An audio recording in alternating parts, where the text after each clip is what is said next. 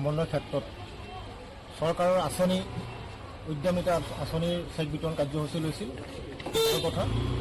কিন্তু যোৱাকালি আমি গোলাঘাট সমন্বয় ক্ষেত্ৰত এটা আচৰিত ঘটনা আমি দেখা পালোঁ। যিহেতু গোলাঘাট সমন্বয় ক্ষেত্ৰৰ কাষতে লাগি থকা ইছলাম ধৰ্মীয় লোকসকলৰ যি ঈদগাহ ময়দান আছে, সেই ঈদগাহ ময়দানত একাংশ মহিলাৰ তাতে প্ৰস্ৰাৱ কৰা আমাৰ ভিডিঅ' ইতিমধ্যে হাতত আহি পৰিছে।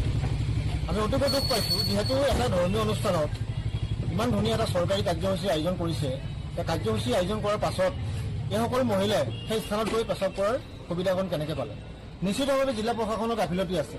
আজি ইমান ডাঙৰ এটা কাৰ্যসূচী লৈছে, গোলাঘাট জিলাৰ DC মহোদয়ৰ নেতৃত্বত যি কাৰ্যসূচী হৈছে, এই কাৰ্যসূচীটোত তেনেধৰণৰ নিৰাপত্তাৰ ব্যৱস্থা বা এই ঈদগাহ ফিল্ডখনৰ প্ৰটেকশ্যনৰ ক্ষেত্ৰত তেখেতৰ সম্পূৰ্ণৰূপে ব্যৰ্থ হৈছে।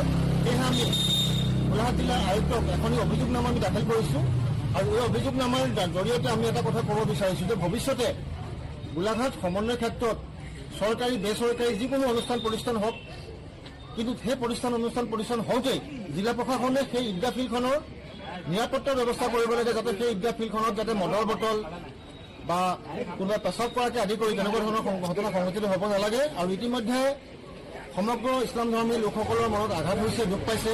আৰু আপোনালোকে মন কৰিব, যিহেতু কোনোবা ধৰ্মীয় অনুষ্ঠান যোনেই নহওক, লাগিলে ইছলাম ধৰ্মীয় হওক, হিন্দু ধৰ্মাৱলম্বী লোকৰে হওক বা খ্ৰীষ্টান ধৰ্মাৱলম্বী লোকৰে হওক, তেনেকুৱা ধৰ্মীয় অনুষ্ঠানত কোনোবাই যদি পেচাব কৰাৰ দৰে তেনেকুৱা ধৰণৰ ঘটনা সংঘটিত কৰে, নিশ্চিতভাৱে সকলোৰে মনত আঘাত আহিব। সেয়েহে আমি অসমবাসী ৰাইজকো আজি সংবাদ মাধ্যমৰ জৰিয়তে এটা কথা আহ্বান জনাইছোঁ, যাতে এই ঘটনাটোক লৈ পেলাই যাতে কোনোৱে যাতে ৰহণ খানি এটা সাম্প্ৰদায়িক দিশত যাতে আগুৱাই নিনিয়ে।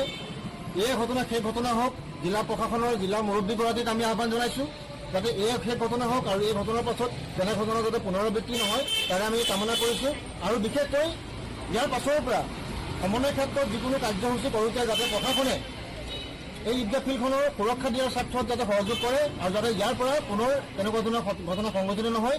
যদি ইয়াৰ পাছতো যদি তেনেকুৱা ধৰণৰ ঘটনা সংঘটিত হয়, আমচু খিলঞ্জীয়া কেন্দ্ৰীয় সমিতি তথা গোলাঘাট জিলা সমিতিয়ে এই ক্ষেত্ৰত প্ৰতিবাদ কৰিবলৈ বাধ্য হ'ব।